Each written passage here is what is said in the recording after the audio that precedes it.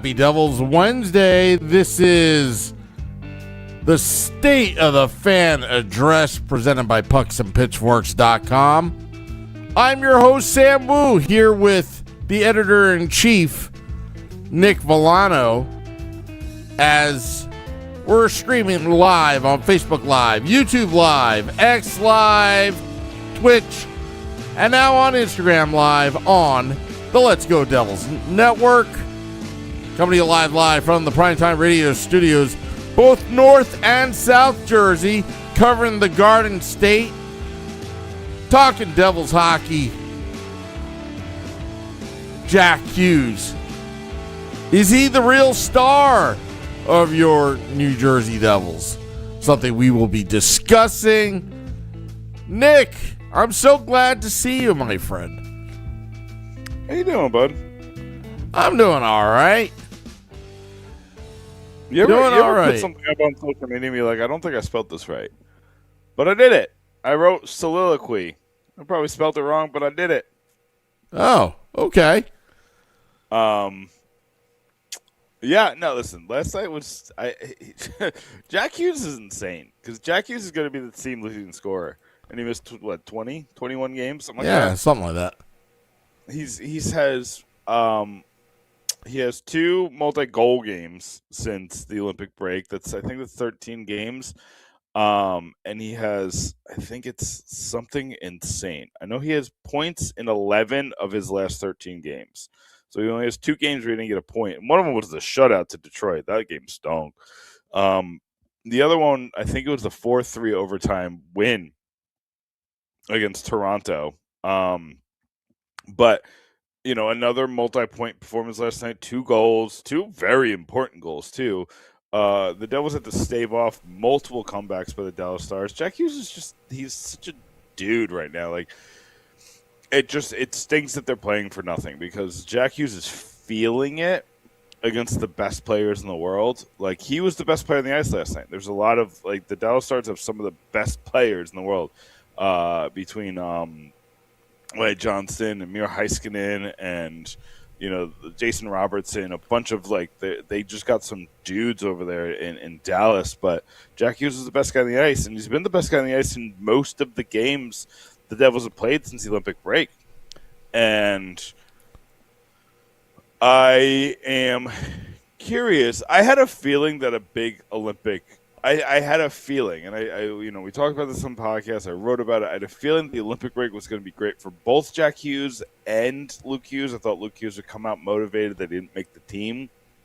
Even with the injury, I said if he's healthy, he's going to look really good, and he has. But Jack Hughes looks like a demon.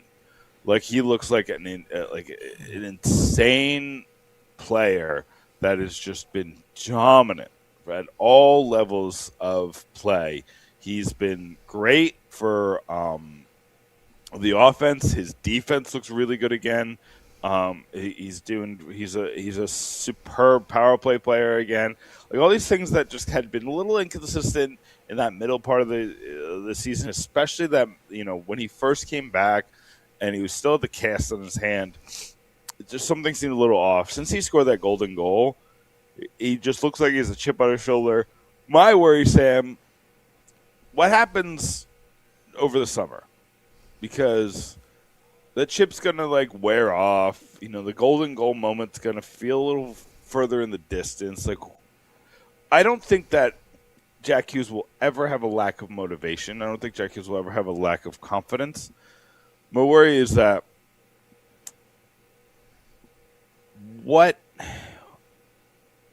can he be this guy next year? I don't even think he needs to be like the multi-point per game guy, because I think he is. I think he has 19 points since the Olympic break. But what can he bring over a full season? Obviously, the injuries is the number one factor, right? And I really hope he just finishes the season healthy, so we can just say, okay, great. Like, the only real injury he suffered this season is that fluke hand injury. I can handle that, right? Like, it is what it is. That stunk, but, like, that's not, demoralizing to the point where like he has to have off-season surgery again. What's he gonna like? Is he gonna lose another off-season of lifting and training? Like what's going on there? I think that Jack Hughes, if this is a Jack Hughes, I think he's at a 130-point pace since the Olympic break. And he didn't like come out on fire. He had an assist in each of the first 3 games of the break. Then I think he had a 0. So that means he's had 16 points in his last 9 games. Almost 2 points per game. You're getting close to that. So he's been on fire, but 130-point pace is insane. It is insane. You said that you're kind of worried about. I think you're worried too much because, look, I think Jack Hughes has been waiting for this moment pretty much his entire life to be the guy. So if there's going to be a letdown next season and all that, no. I mean, that goal, I said this on the Woo Report right after the game. That goal changes everything. Changed everything. And reason why he is forever in American folklore, as big or bigger than Mike Eruzione, bigger than maybe the biggest thing in American hockey history right now. And one thing that's against that. Oh, go ahead. No, I don't think anything can top it for a very long time. No, you're 100% right in that aspect. The thing about Eruzione is that team was a bunch of, like, I don't want to call them scrubs, but like a bunch of college players, right? Like there was no stars on that team. Like America had a lot of stars on the team, but Jack Hughes, like a lot of my friends and family have been texting me because they got their Jack Hughes cards in the mail this week, the Tops Now cards, and apparently that was one of the largest Tops Now runs that they've ever done. And Tops Now does like moments for all sports, I believe, or most sports. And that golden goal moment, I think it's brought a lot of attention to Jack Hughes. And I got to commend the kid because, like, I was on this podcast and said, listen, you're not going about it, like, perfectly.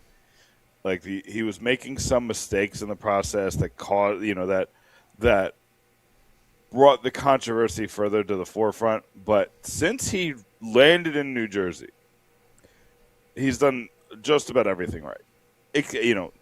The only thing I don't like is he sounded like kind of a punk when he talked to Greg Wyshynski about the golden goal, and we talked about that a little bit.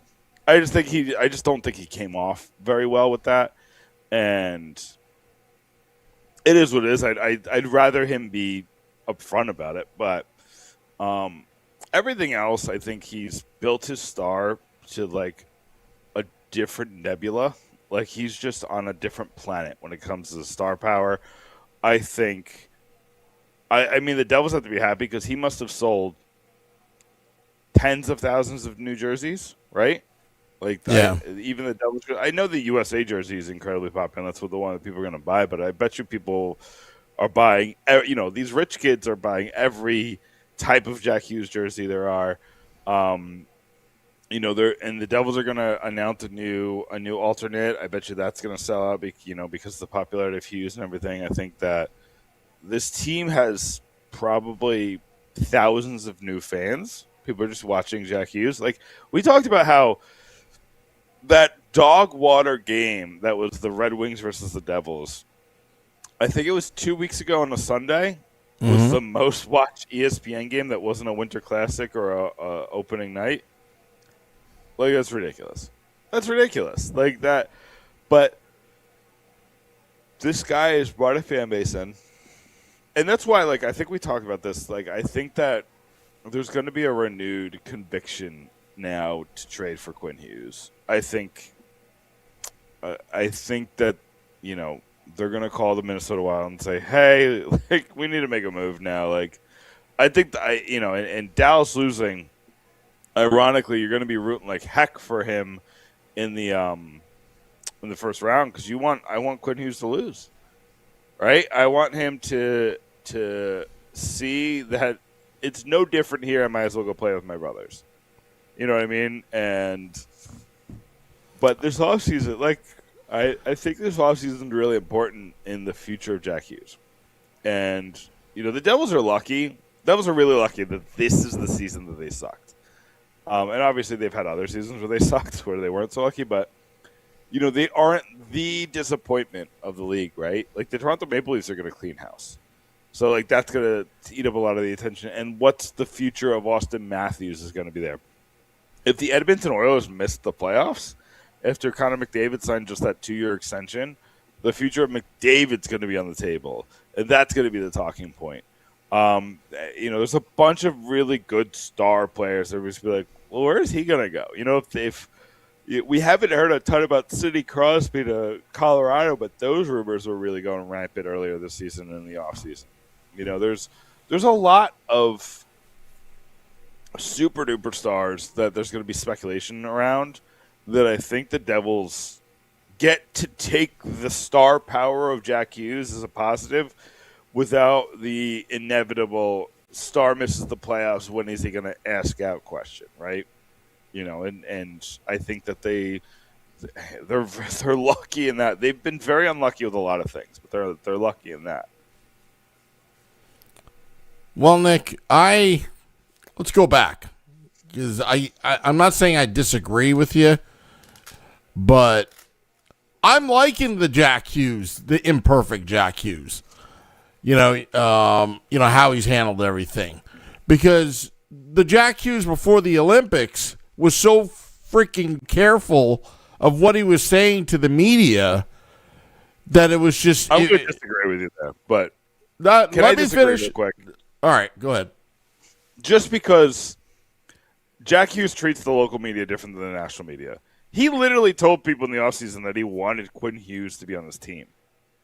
Like, I think he's just he knows which media to play, and I don't think he sees value in the local media. So I think that's why you get robotic Jack Hughes says nothing Jack Hughes. That's why post-game Jack Hughes doesn't really do anything.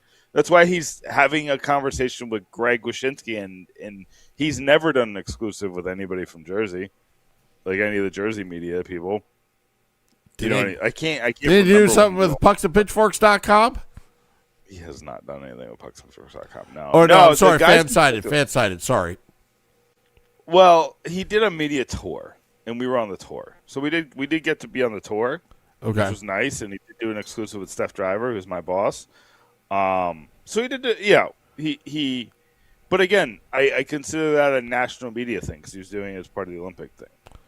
Steph Driver's your boss? I had no idea. Yeah. Long-time Flyers beat writer, long-time. She's cool. I had no idea. Yeah, Fansided's in a good direction. I'm glad. We talk all the time. She's incredibly intelligent. I'm very happy that she's in charge of the NHL division. Now I feel like I revealed something I wasn't supposed to, but well, I don't think so. I think we're good. Yeah. Well, all right. Well, let's go back to that subject. I'm in a difference of opinion that because I wanted this Jack Hughes from day one. He was that Jack Hughes from day one, and then a couple times he got in trouble, and then suddenly they put the clamps down. Or he put the clamps down on his media, and or maybe he doesn't. Maybe you're right. Maybe he doesn't have any respect for the local media. I know for a fact that Jack Hughes was media trained at like 15 years old, so he's as media savvy of a player as I see in hockey in a long time. I'm trying to think of like a good example of a guy who had his Kobe Bryant was like this, where like. He just had the media wrapped, right? And, Kobe Bryant was a controversial figure, but you just don't hear about it like that just because of how he's covered. Well, Connor McDavid and Sidney Crosby were media trained very early on. Right, but they just don't say anything. They have no personality.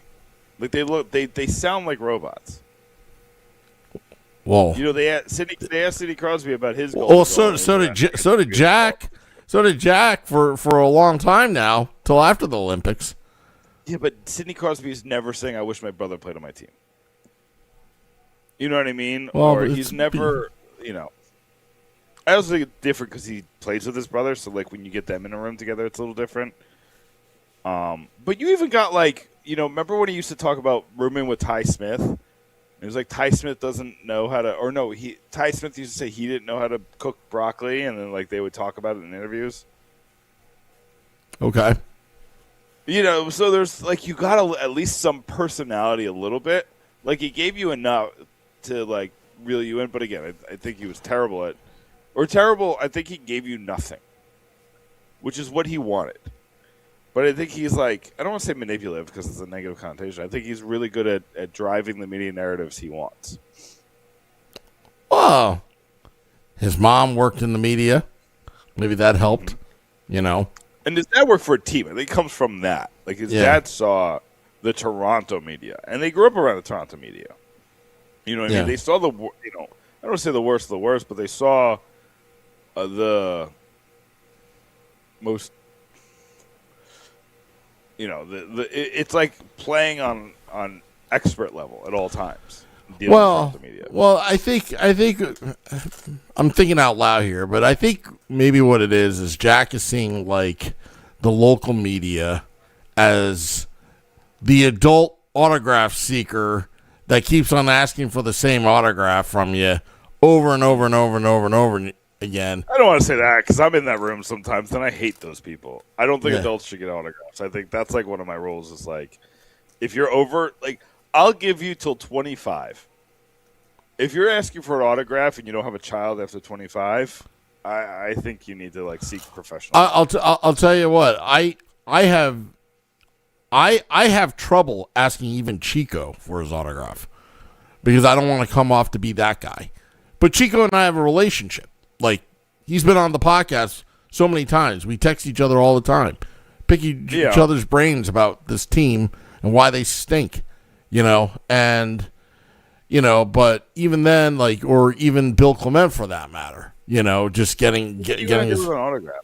It's just not, I don't know. If I got, like, an autograph, I'd probably do, like, a giveaway with, like, pucks and pitchforks. You know what I mean? Yeah, like, that's I mean, I've done that. That's. But in terms of, like I don't monetize on my autographs. I don't monetize on any of it. A lot of them are just memorabilia. Matter of fact, if anything, I'm probably, I don't know. There are times where I just want to unload all my memorabilia, and I got some awesome stuff to unload. But when you get older, you're like, why the hell do I have this thing? I like pictures. I like personalized stuff. I love pictures. Yeah, love pictures. But what, like, if you go, you've been to my house, right? Yeah, you like, it's covered in pictures. There's pictures everywhere of moments in my life, of my kids, of my wife and our families, combined. There's so many amazing pictures. See that? If you look at our bookcase, there's memories and pictures. Like, but all the things in our bookcase have kind of a significant meaning to us. Like, there's little, like, tchotchkes and stuff, but they're like, there's like the drink cups we had at our honeymoon. There's, like, a stuffed animal that we got at Disney World. Like, there's, like, little things that are, like, memories. But I'm not gonna put, like, a bobblehead that I got at game 42 of the Devils game. Or, like, I've got so many of those freaking things. I mean, I gotta unload. I mean, listen, like, come with me, Sam. We're gonna go to Englishtown Flea Market. We're gonna open a couple booths. And we're gonna have a good time. Okay? Why don't you come with me? Let's do it one weekend. Just all Devil stuff that we're just selling. I mean, I'm gonna sell a bunch of stuff, but you could sell your Devil stuff. I'll sell some Devil stuff. I got the opening night banner pennant.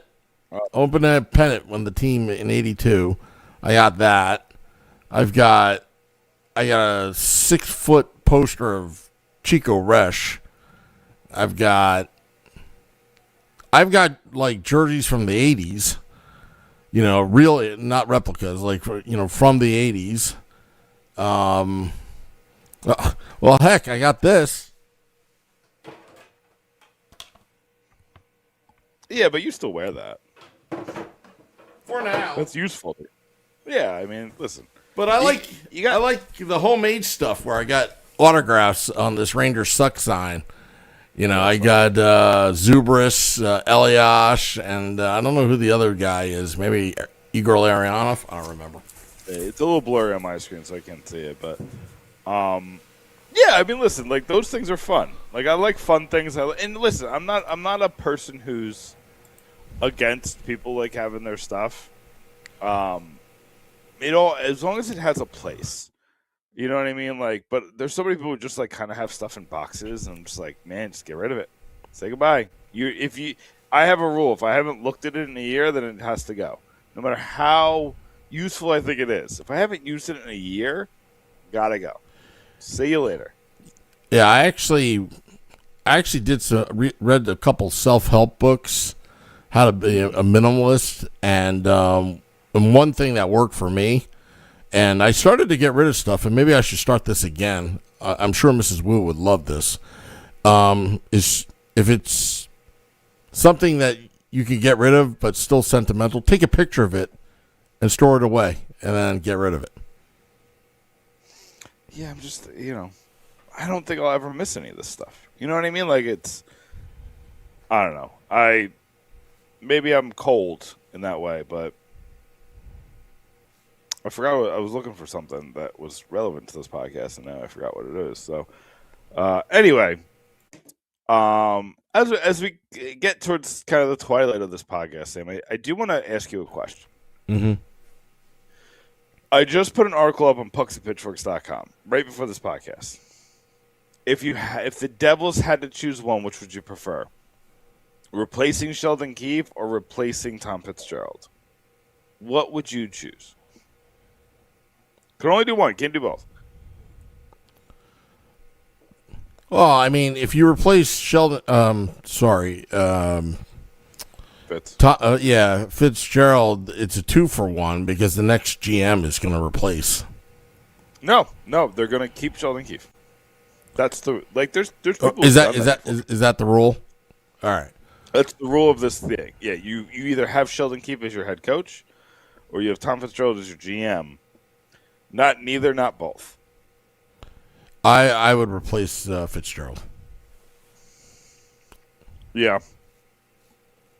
I see why. Because, the mistakes with Fitzgerald are pretty clear, right? The Kovacevic contract looks awful, and there was no reason for it, right? I don't see any reason why you give him a no-movement clause. I see no reason why you give him that many years after, I think it was 27 when he signed it. He was kind of a tweener player. The Jacob Markstrom contract is terrible. There was no reason to give Pesci and Dillon that big of money in the same offseason. You now have 7 defensemen still because you didn't trade one. So you're going to next season with 7 defensemen again, and you're probably going to trade your youngest, the one. And I think that Simone Nemeth might have I don't even know how I'm going to say that. His ceiling is interesting. Is it higher than Luke Hughes? I don't know. I don't know if it's higher. It's high, though. Luke Hughes and Simone Nemeth have the highest ceiling of... They have really high ceilings. I think I was trying to use a platitude, but I'm backing out of it. They have really high ceilings that can go incredibly far. I think that they're going to be amazing for this team. That said... I think they're going to trade Simone Nemeth this offseason. I think if you get a new GM in, I think Nemeth is going to, I think he's kind of done, just wants a new start. I think if you get a Brendan Shanahan in here, there's a theoretical chance he could convince Nemeth to stay. But I will say, and we've been talking about Shanahan a lot, I think he would go to the Rangers before the Devils. Just being realistic, I think the Rangers are in a place where he can have a more holistic change. He could trade anybody on the Rangers if he wants. If he came in and replaced Drury, or if he came in as like a president and like got to hire a GM.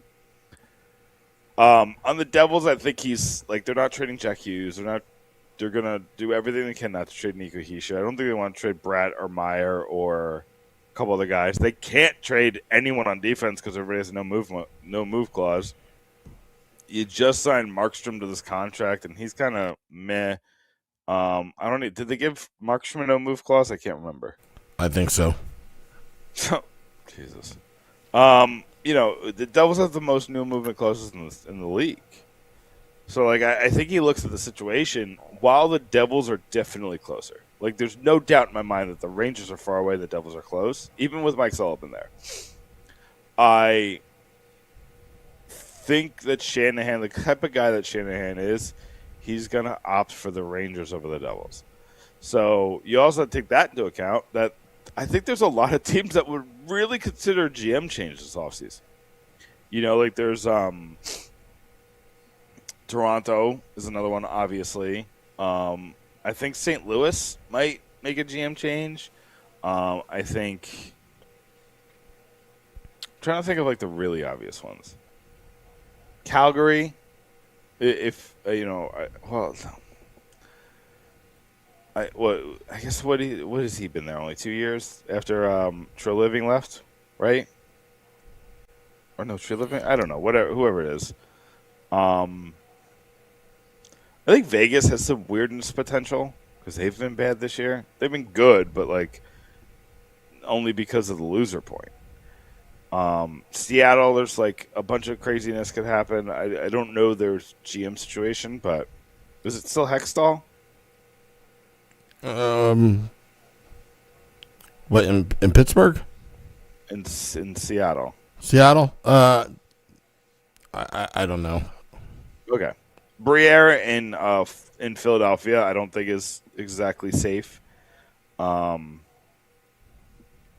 didn't change already. Now I'm like second guessing myself. I'm trying to do this off the top of my head, and I'm going to make myself in this podcast look like an idiot. So let me just double check that Danny Briere didn't get fired already, or I didn't miss anything. I didn't hear that.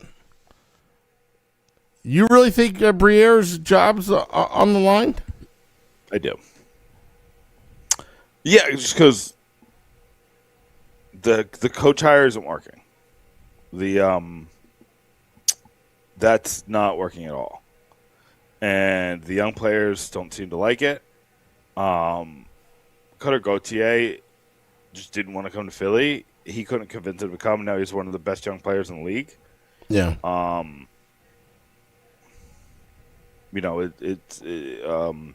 What's his name? What's the Russian prospect that came over? They have Michkov.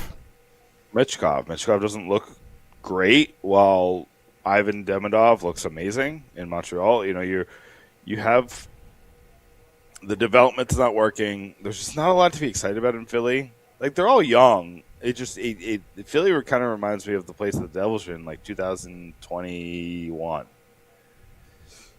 That could go a bunch of different ways,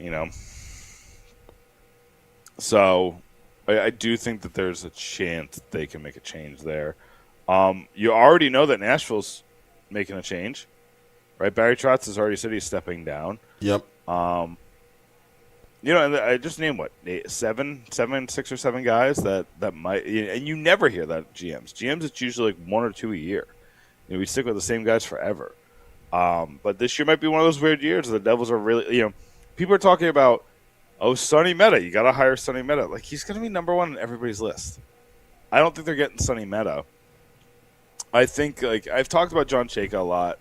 That really cooled off the places I was hearing that. And I heard from a pretty reliable source that he's not interested, not in the Devils, just in GMing and at all. So, okay. What I was told was, like, never say never, but not right now. You know what I mean? And this is when I was talking about it, like, in December. But I'll say this. It's the Devils are lucky that there's a lot of teams that are just terrible, but they're unlucky that a lot of teams being terrible means that a lot of teams are going to be fighting for the best coaches, fighting for the best GMs, fighting for the best. It's not just GMs because like if you get rid of Tom Fitzgerald, you're not going to keep everybody else. So you're fighting for your best head of scouting. You're fighting for your best, player development leads. You're fighting for your best business development leads. Like you're fighting for the best of the best. And, I don't think Martin Brodeur is going anywhere, but I think everybody else is on the chopping block. So I think you're right. I think Tom Fitzgerald is the guy they would pick if they had to. If I had to put my life on it, I think they're going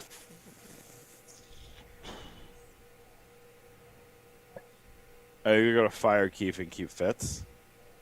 Of like the four options, fire both, keep both, fire Fitz, fire Keefe. I think they're going to fire Keefe and keep Fitz. I don't think it's the right decision. I just think that's what they're going to do. You really think they're going to buy out his contract? Keefe? Yeah. That's a lot of money to be paying for a guy that's a consultant. Realistically, he's not going to stay out of the league for more than a year. Okay. And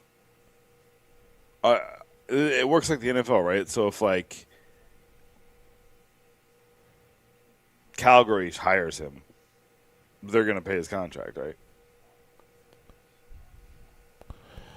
I think it's the difference, isn't it? I think so. So if they overpay him, then the Devils are off the hook. If they underpay him, then they pay him, whatever it is, up until what the Devils pay him. Yeah. Or I said that wrong, but they pay him like if he's making $7 million right now, and then Calgary pays him $5 million. Calgary will pay him $5 million, and the Devils pay the other $2 million. I think that's how it works. Yeah. Which is like a sweet gig. Like if we're being honest. Oh, of course. But anyway, I think there's also like settlements that you can come to, but that's beyond my pay grade. That's like a lawyer's pay grade. Yeah. Anything else? Well, you got Nashville tomorrow, Carolina on Saturday. I spoke about this. If they're gonna make a run and be that 0.5% chance, if you could get to 82 points, by the end of March, you've taken that next step. Anything less, it's over. All right, so the Devils are 11 points out of a playoff spot with one game in hand. They've gone on this run, Sam, and they're further away from the playoffs than they were when they started. So what's your point? I think it's time to stop talking about the playoffs. Well, they're 5 points away from the next team. But let me stop you there. As I told Scotty yesterday, I'm not worried about other teams at this point. But there could be a chance that maybe one, but two teams that have 100 points are not making the playoffs. The way things are going. Yeah, I mean, listen, right now, both the Islanders and Detroit are out of the playoffs. And how many points do they have? They're in the mid-80s, right? 85 and 84. Yeah. That's insane at this juncture. Yeah. It's not even April yet. So no, it's great. That's why these loser points are killing the Devils, because they don't have those loser points. But the Devils could finish with 45 wins this season and not make the playoffs. Yeah, the Devils have the fewest loser points in the league. In the NHL. They have a lot of regulation losses, and I blame Jacob Markstrom on that. Yeah, they also have a lot of overtime wins. True. Because listen, the Devils are only ahead of Toronto, Philly, and the Rangers in regulation wins in the Eastern Conference. But when you just talk about wins in general, they're ahead of you. You can add Washington and Florida to that list, and they're only 2 wins behind Detroit, 2 wins behind Ottawa. Ottawa's in a playoff spot. They're 3 wins behind Boston. And then when you look at the Western Conference, they have as many wins as the Knights, who are in a playoff spot, right? Oh no, they have more wins than the Knights. They have more wins than the Knights. They have more wins than the Oilers. They have more wins than Nashville. They have more wins, and then they have more wins than every team that's out of the playoffs. So the Devils would be, if they were in the Central, they'd be a wild card team. But if they were in the Pacific, if you're just going by wins, like you're saying, like say it's like an NBA point system, or it doesn't matter like what you do in overtime unless you win. They'd be in the playoffs solidly. It's the Pacific that's pissing everybody off with their minus 122 goal differential.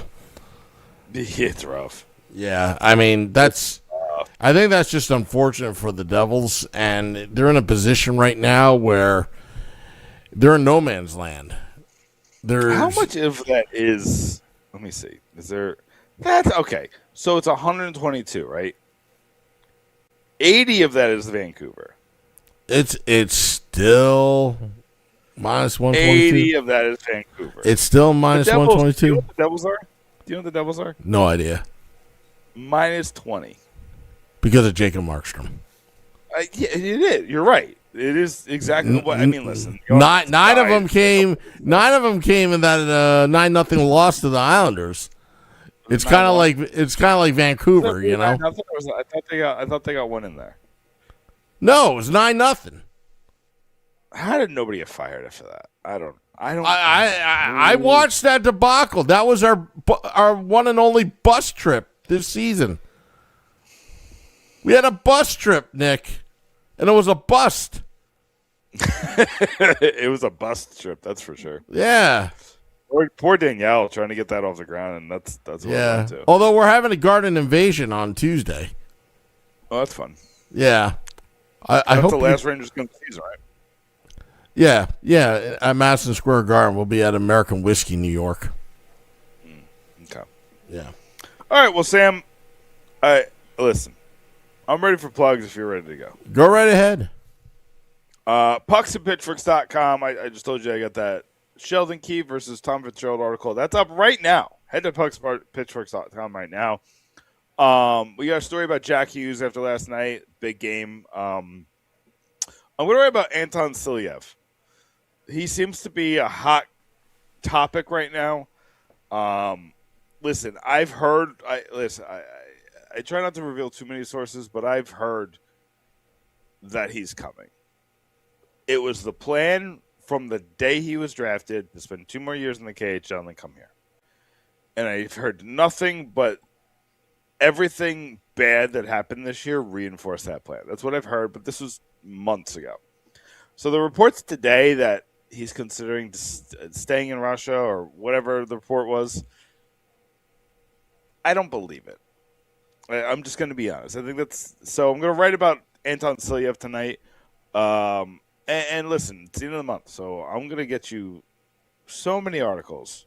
I think I have to write 20 by the end of the month. So I got to get on my horse. Get on my horse, Sammy, and write some articles. So all right. Well, things I'm plugging. We're going to have Game Day Live and Devils After Dark tomorrow. It's going to be a triple header Thursday, morning woo. Also, like I was saying before, we're going to have the Garden Invasion in American Whiskey, New York, outside of Madison Square Garden. I got tickets inside Devils Rangers. For those that are going to the game, email me at sam@letsgodevils.com. Let's do this invasion right. Just in the planning stages. Little last second thing, Nick. And yeah, that's it. That's all I got. We love that. All right. Yeah, I'm trying to hit the music here. Sorry. Here it is. All right. Dropping the podcast in about 20 minutes. Apple Podcasts, Google Podcasts, Spotify, Amazon Music Prime, Audible, wherever you get your podcasts. And go to pucksandpitchforks.com. It's got a lot of great articles. That article, if they had to choose just one, should the Devils fire Sheldon Keefe or Tom Fitzgerald? Spicy, spicy, spicy. For a guy that doesn't want people's jobs gone, that's a great title. Anyway, all right. And Robert Isaacson is asking, Dolan hasn't banned you from Madison Square Garden? No.